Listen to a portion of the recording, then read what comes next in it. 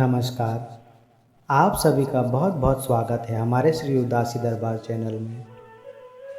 आज हम चर्चा करेंगे अहोई अष्टमी व्रत के बारे में। अहोई अष्टमी का व्रत कार्तिक कृष्ण पक्ष की अष्टमी के दिन किया जाता है। पुत्रवती महिलाओं के लिए यह व्रत अत्यंत महत्वपूर्ण है।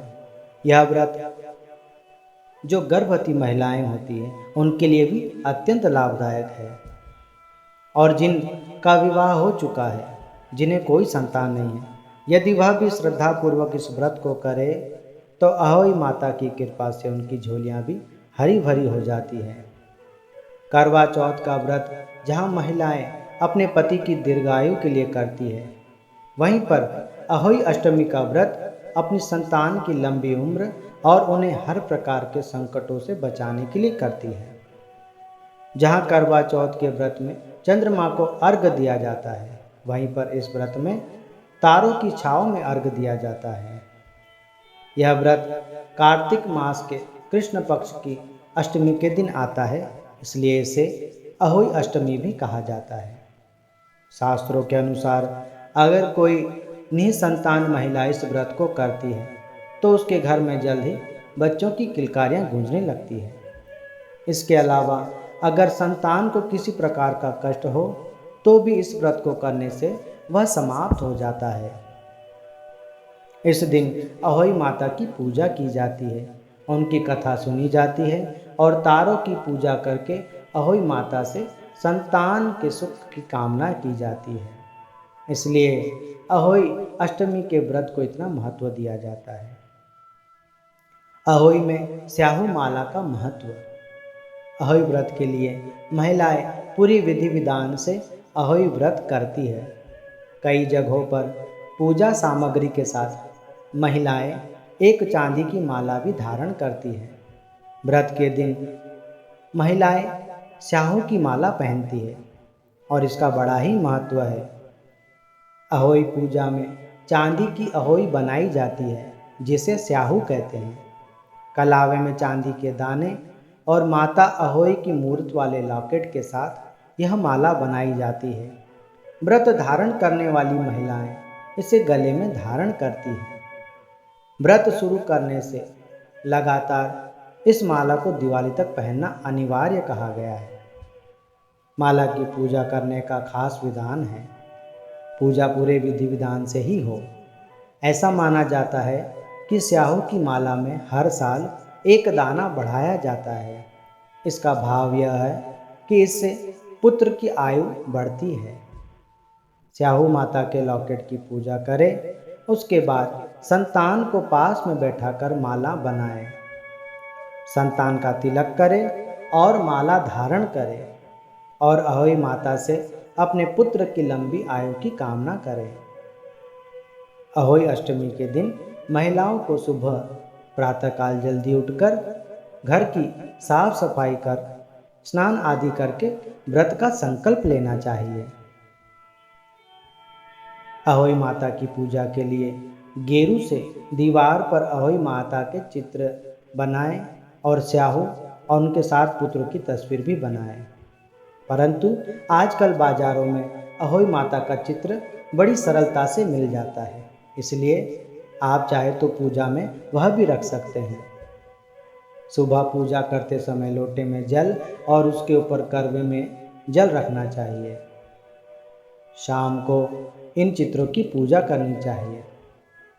लोटे के जल से शाम को अक्षत के साथ तारों को अर्घ दिया जाता है।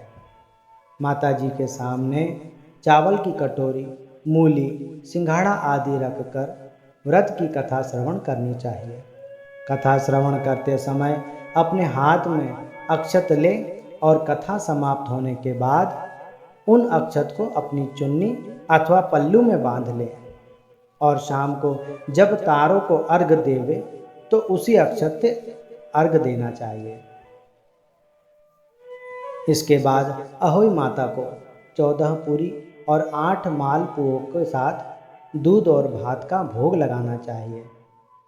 माता को अर्पित किया गया भोजन किसी गाय को खिला दे और इस दिन किसी ब्राह्मण अथवा जरूरतमंद को भोजन भी खिलाना चाहिए। अहोई अष्टमी की कथा कुछ इस प्रकार है। वैसे तो 2-3 कथाएं हैं, पर हम इस कथा को ही श्रवण करते हैं जो मान्य है। पौराणिक कथा के अनुसार एक नगर में एक साहूकार रहता था जिसके 7 पुत्र और 7 बहुएं थी। इसके अलावा साहूकार की एक पुत्री भी थी जो दिवाली के समय अपने ससुराल से मायके आई हुई थी। एक दिन दिवाली पर घर को लीपने के लिए साहूकार की बहुएं जंगल से मिट्टी लेने के लिए जा रही थी और उनके साथ ही उनकी ननद भी मिट्टी लेने के लिए चल पड़ी। जंगल में शाहू अपने बच्चों के साथ रहा करती थी। जब साहूकार की पुत्री खुरपी से मिट्टी खोद रही थी तो वह खुरपी शाहू के बच्चे को लग गई, जिसके कारण उस शाहू के बच्चे की मृत्यु हो गई। शाहू को इस बात से क्रोध आया और उसने कहा कि तेरी वजह से मेरे पुत्र की मृत्यु हुई है, इसलिए मैं तेरी कोख को बांध दूंगी।